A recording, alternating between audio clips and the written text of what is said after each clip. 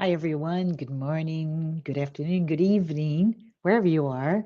Thank you so much for joining me today as we continue our weekly discussions based on the book, The Integral Human Being. Let me go ahead and proceed with my slide where we're going to discuss a little bit about this amazing book, which is part, and I'd like to repeat this week over week because it's important in case you have not had a chance to watch or listen to the other episodes. But, anyways, the psychological series or psychology collection is a 16-book series that was written by spiritual author Joanna de Angelis, and she worked in close collaboration with Divaldo Pereira Franco, the very, very famous Brazilian medium. Joanna de Angelis created this bridge between spiritism and depth psychology. And we meet week over week to discuss some of the concerns, issues, topics that she brings in the book and suggested therapy on how to look at our lives, how to live better.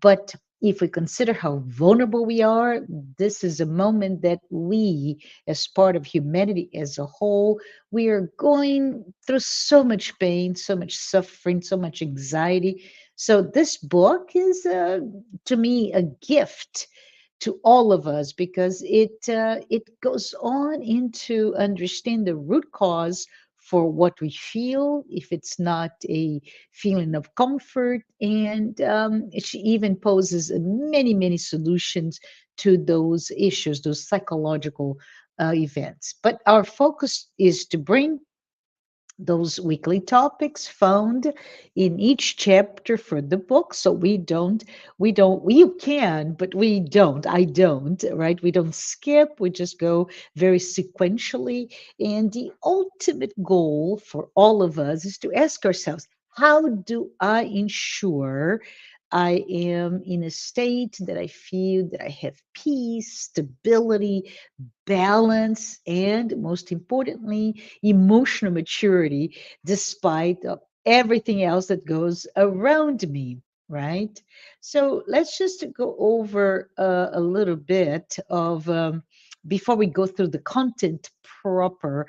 Just wanted to say these the book is 40 chapter contains 40 chapters divided into 9 parts, and we are going to talk about today the modern human being. And we're going to start with what I call the myth of Medusa. Um, if we think about it, as we discussed, the sense of modernity for all of us human beings, we have to confront with the idea about it's quite difficult, right, to embrace our own sense of humanity, our greatest differentiator, which is our self awareness. And we often wonder why is it so difficult?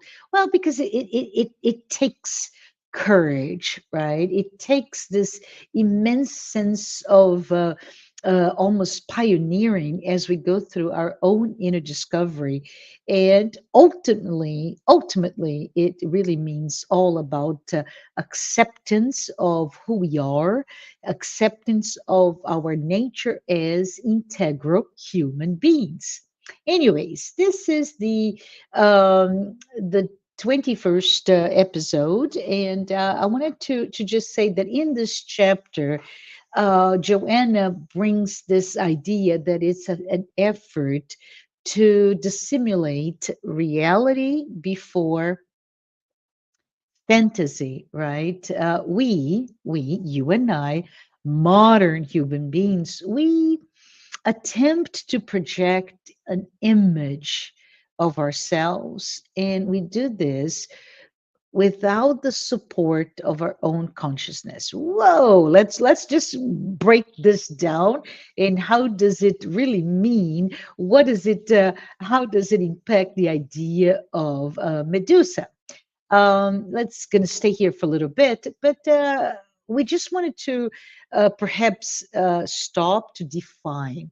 So if we pause to define, what does Joanna de Angelis talk about is we attempt to project an image of ourselves, right? What is projection? Well, projection is a mental process by which you and I, all of us, human beings, people, we attribute to others what's in our mind. We project to others. And it's good to know that this concept was first introduced to psychology by Sigmund Freud, and it is a very well known defense mechanism.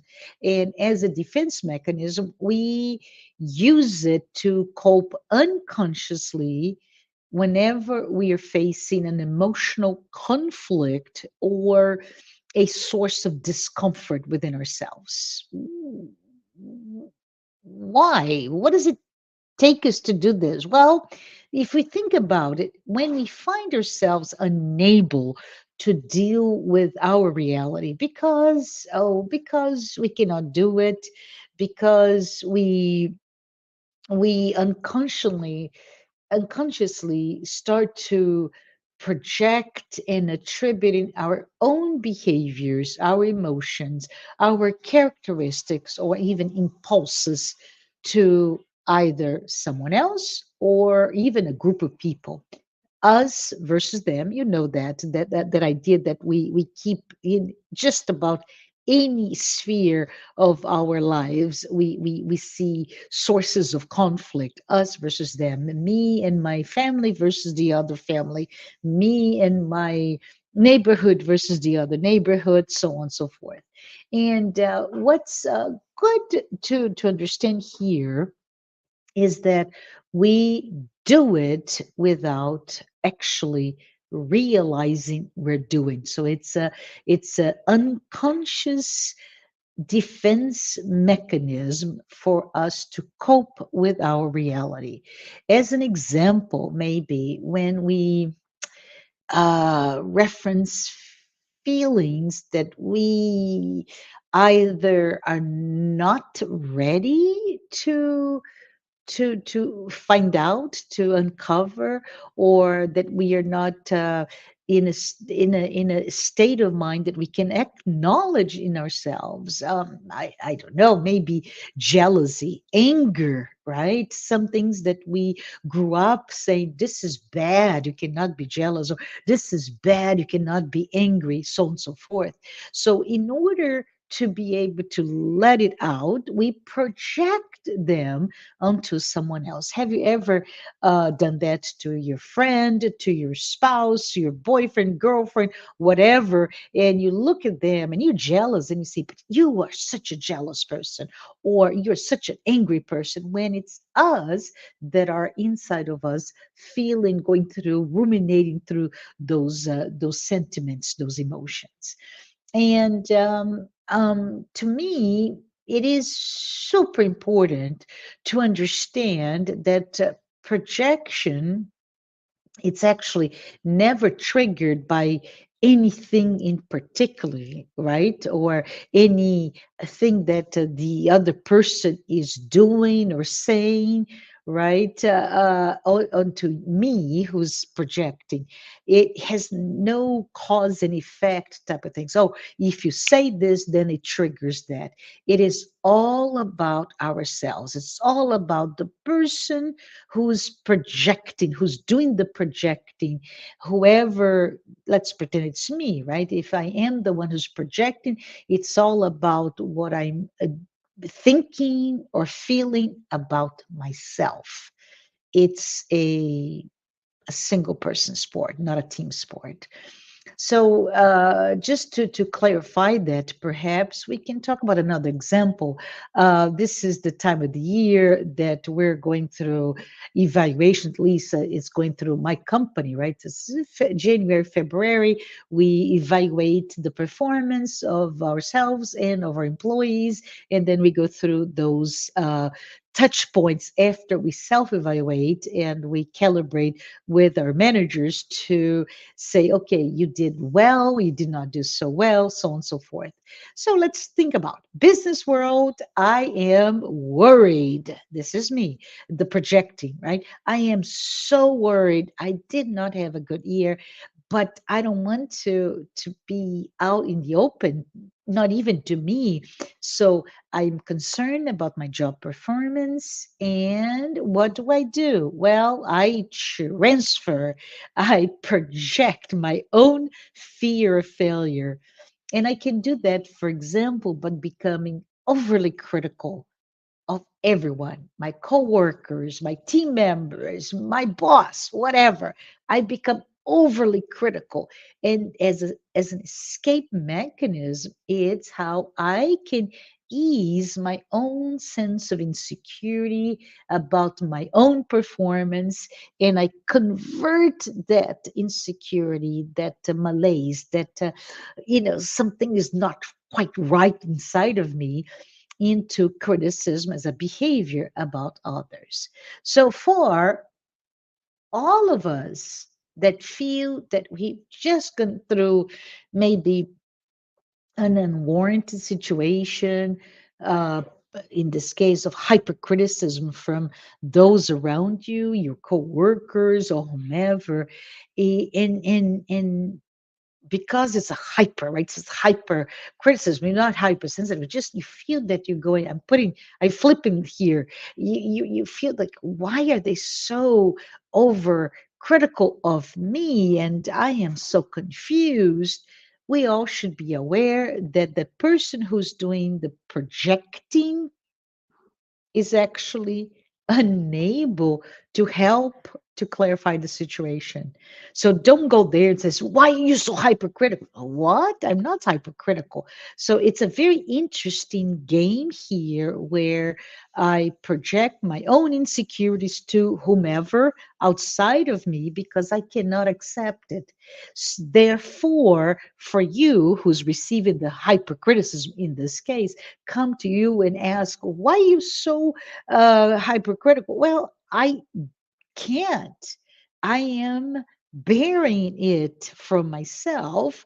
I cannot see myself doing that into others. It's just uh, uh, something that we are unable to do this, right? And we just need to be aware of all the pain points that we all going through, and as such exercise a little bit of compassion to those that are just screaming outside. They're not well and they're just throwing everything out because that's the only way they can cope. So, anyways, the if you put it all in a little basket, right, that we were trying to talk about here, basically, projection is escape mechanism of your ego, and it helps you and I avoid taking the time to look inwardly. And we see that happening every time we don't seek to understand, or we avoid this reflection, like a moment of reflection or any moment to clarify a situation that is confusing at a minimum, but it's just not comfortable. And I recognize, right? If I were to be reflective, I recognize I've been overly critical of others because I am anticipating I will be criticized around my own performance. That would be ideal. End of story. We are mature, spiritually and psychologically speaking. That doesn't happen a lot. Um, but it could. And it's very interesting because this very simple, small, doesn't have to be drawn out in days and days of self-reflection. Just a moment to self-reflect could be indeed the answer to so many difficulties we go through. If we do it right, we somehow If you are shackled, will be unshackled, right? The shackles will be go away. We will be free from, for many of us, a life of suffering, and we would, you know, we could just be open to other things. Instead, right? Instead, we, most of us, remain denying who we truly are. We end up creating multitudes of masks, right? We masquerade our own self, our own individuality, because we are not able to face the good, the bad, or the ugly. So, in so many words, our ego exercise its power and control in our behavior. And it does through the use, for example, of stereotypes and fantasies that we project on the mirror of our own imagination. So it is really all about a construct of our imagination and results from this self confrontation avoidance. And yes, we do it, and we do it so often. We do it probably all the time. And if we just stop a minute to think about it, if you were to be living a life of mediocrity, right? If we come to a point in our lives that we look at ourselves and we find ourselves living a life with really no accomplishments, nothing there, there's nothing there. What we do? Well, we transfer our own aspirations either to people like our children, for example, the accomplishment by proxy, as they say, or we transfer it to every tiny little new shiny thing that comes our ways. And boy, in our days, they're coming from everywhere, right? Every day there's a new gadget out there, there's a new opportunity, a new experience, a new source of adrenaline, so on and so forth. Those are the distractions. And yes, distractions are so much easier for all of us to face, to use our time. Joanna de Angelis, in this chapter about the modern human being, she provides an interesting metaphor for why we do not make the decision to vroom, unmask our ego. Joanna proposes that we don't do it for fear of becoming petrified in horror, as if the ego were our own Medusa, right? So Medusa, why Medusa, Marcia? Well, Joanna brings the myth of Perseus and Medusa, right? And if you don't know the Greek, it's a beautiful rendition of her. There's many out there. You just Google Medusa, and you can see many different works of art of this monster. It's a woman with snakes that are living instead of hair, and her appearance is so hideous that anyone looking at her turns into stone. They become petrified, right? So Joanne is saying, we're our own Medusa. We're afraid of looking at ourselves and becoming petrified in horror. And in the myth, interesting enough, Perseus conquers Medusa. He's challenged to kill Medusa, right? And he goes there when he uses this very polished shield, and he makes Medusa look at her own image on the shield that he was carrying, and boom, she turns into stone herself. Joanna says in these pages that this mirror shield represents the articulate consciousness, okay, which discovers and objectively brings to the surface what is real from that which is only apparent. I say, Perseus made Medusa confront her own destructive, chaotic forces. That's how I see in this. But what about you? What about me? What about all of us?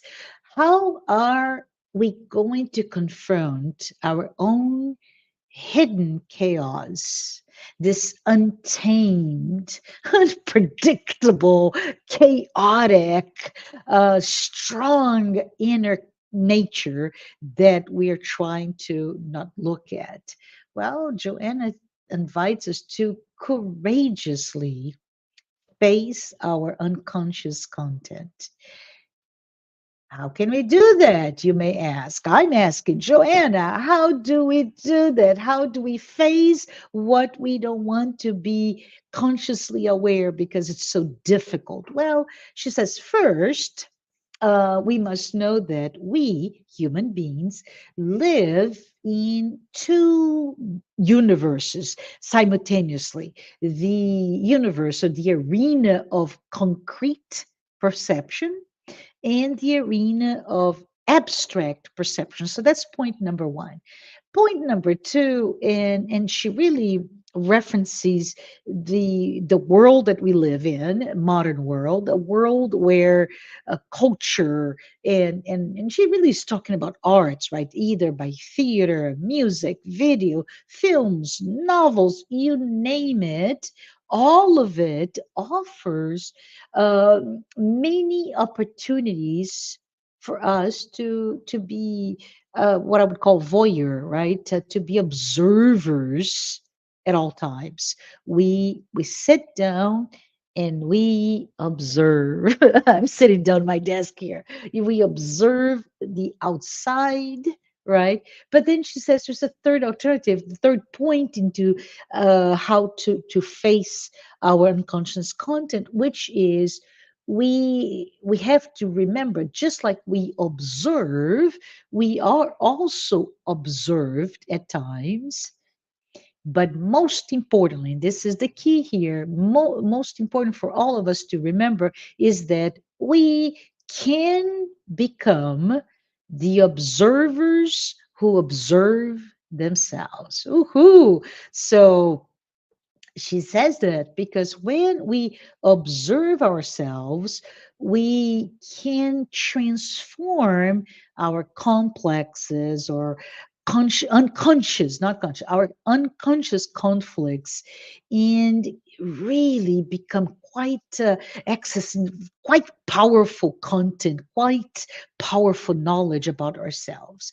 As observers, she says, we of ourselves, right? Observing ourselves, we protect ourselves from looking directly at the chaos of our life, right? Because she says, when we observe ourselves from a distance, and we do this for others. We observe situations, event, fiction, abstract, right?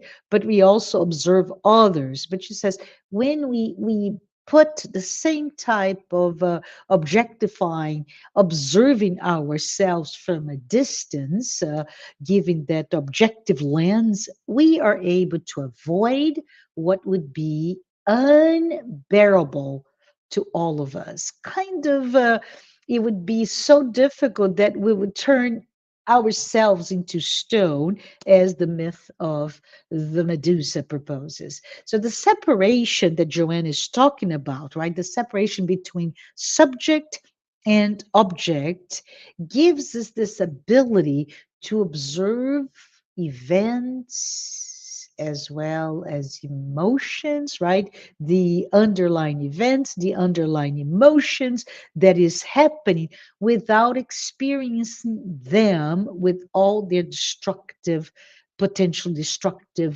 effects.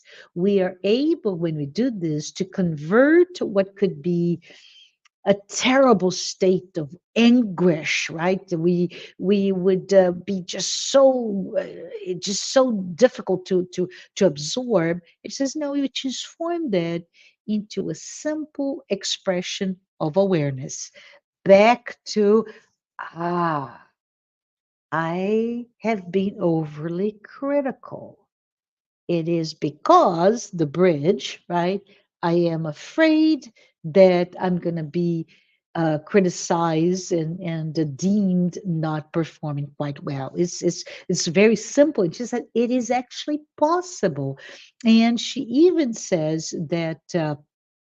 Um, when we transfer the reality that lies within the spirit to that externalization of how it is being expressed, materially speaking, or how does it express from an emotional perspective, we start to utilize our reflection, this amazing tool, by the way. We can start to look at it differently, and we can also rely on that context that she mentioned before, right? Our culture, arts, our social context, our accomplishments, all of it is an ability to interpret, to unveil the sources of our feelings, and really go deep, deep into our emotions in our consciousness.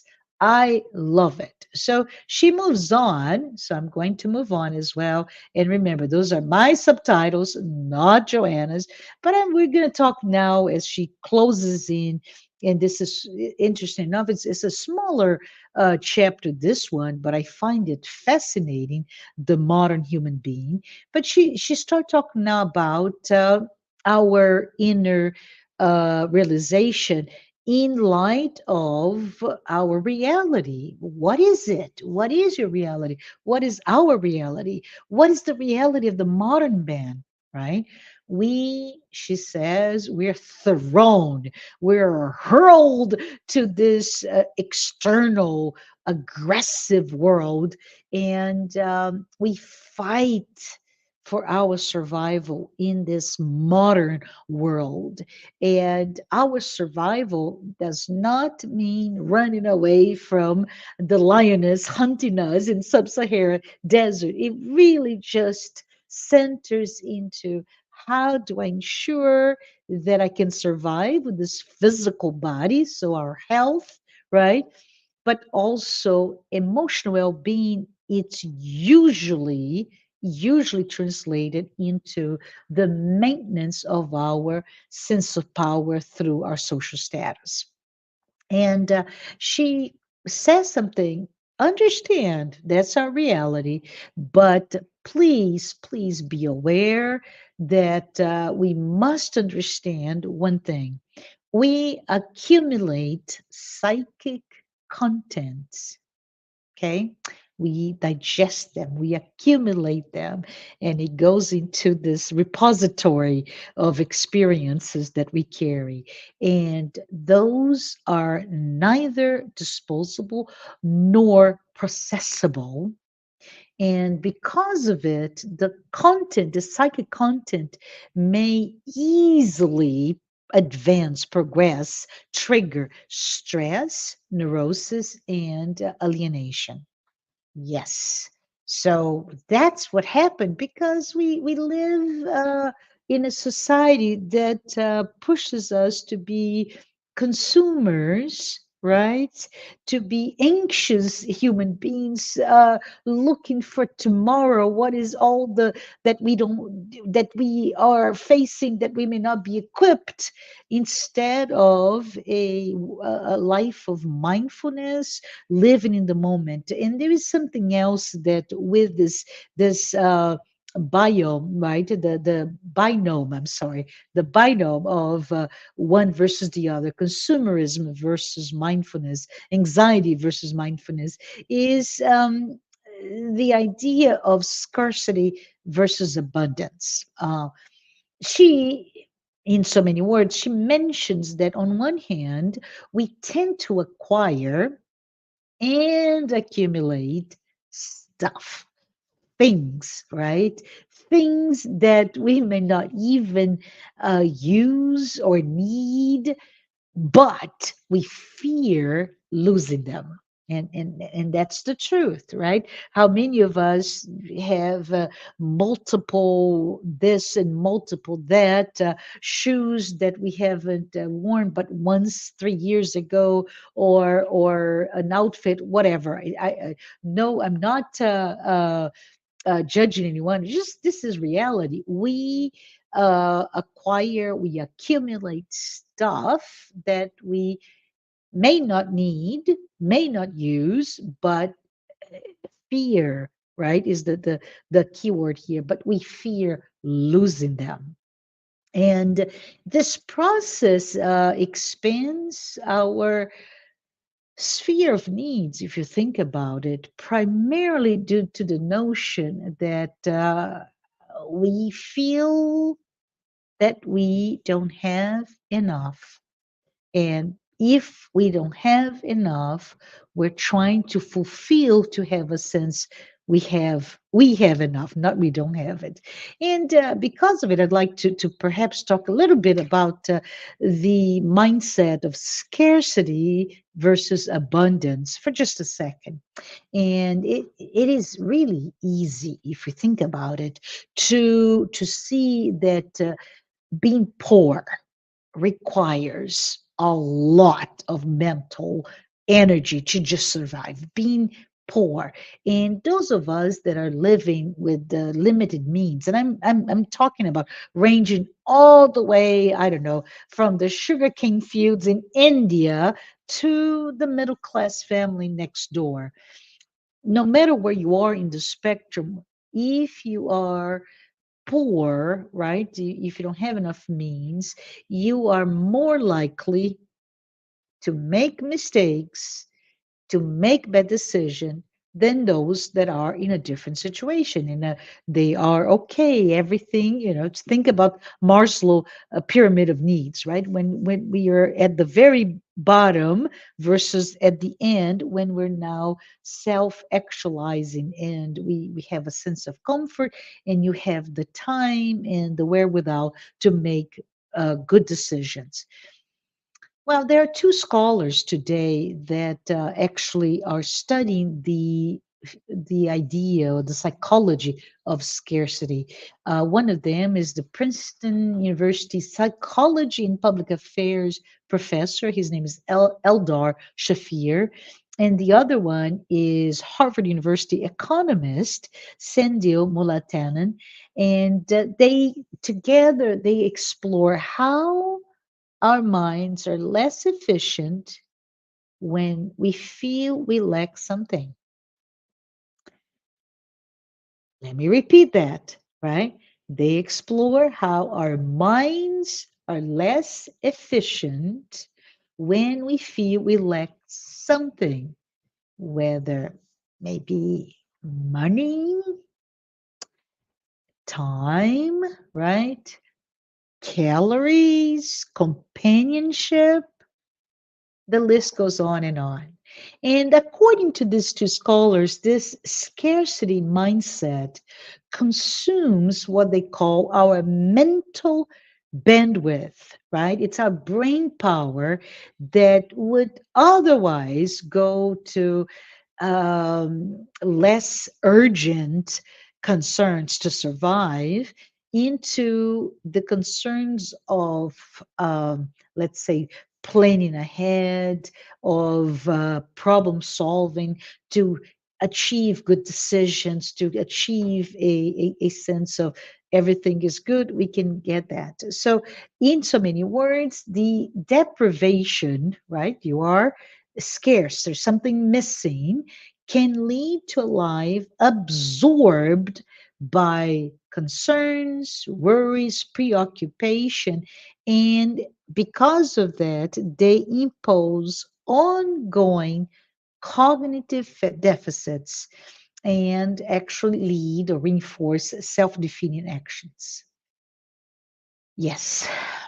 Joanna de Angelis is aware of this apprehension, and she's here to tell us, right? Let's think about it. Why are we so worried of not possessing enough? And she urges us to realize that we have this imperative to live well with ourselves, to live well with our family, to live well with our friends, and actually have a shifted mindset to a mindset of abundance where we can share all the good, all the opportunities, all the community that we have around. And with that, she reminds us of a message from Jesus, right? When he says, and it's quite appropriate, he says, therefore, do not worry about tomorrow, for tomorrow will worry about itself. Each day, Jesus says, has enough trouble of its own.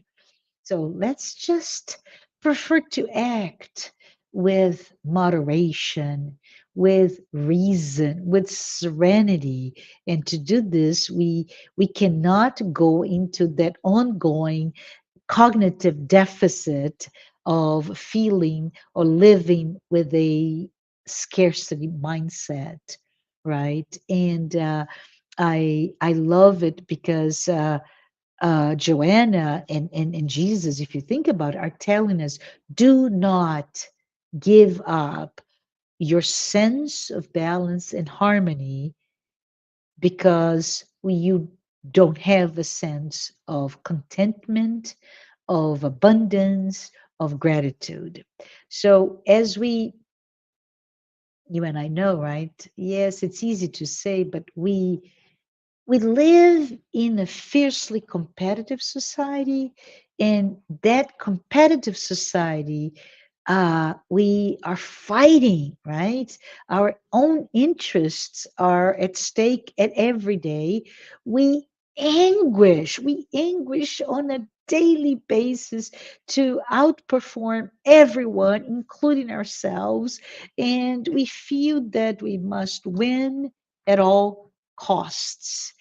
And we say in this call today, in this material that Joanna is bringing to us, is for us instead to win ourselves, right? To um, attain that sense of inner realization and harmony at all times, especially and including when we're facing difficulties.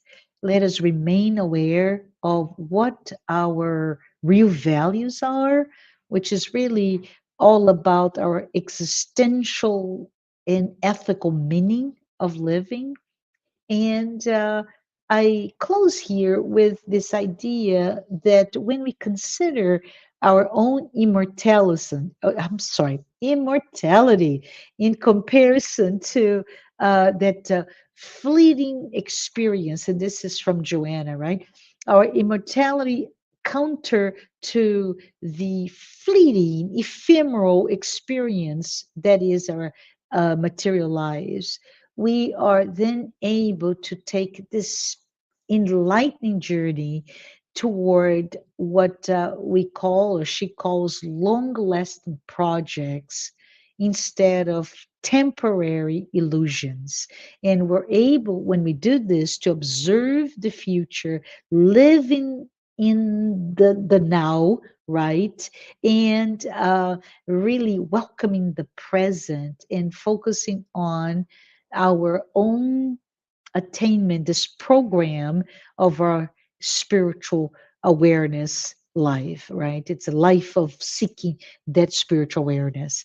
So the integral human being is a model, right, of accomplishment that needs to be engraved in all of us. When we show no fear of death or life, we show no fear of shadow or light. We show no fear of what is transitory, ephemeral, or permanent, we are that integral human being. But I want to say to all of you who are here with me today, thank you.